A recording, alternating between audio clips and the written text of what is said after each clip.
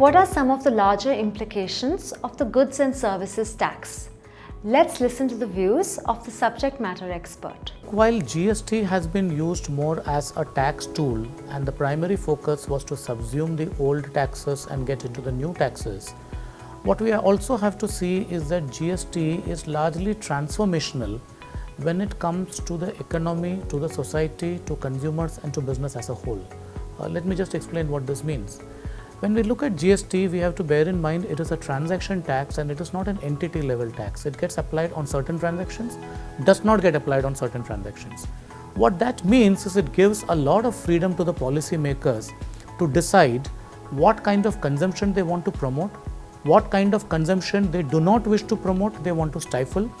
what goods and services should be encouraged, what goods and services should not be encouraged,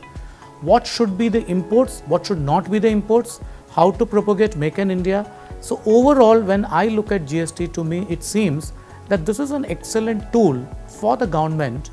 to do the necessary things, to spur consumption, to look at certain sectors of the economy which need to be promoted, to look at certain sectors of the economy which possibly need not be promoted, and it gives the government a very, very good fiscal tool with which they can determine consumption, determine spending patterns, determine sectoral impact and do a lot of stuff.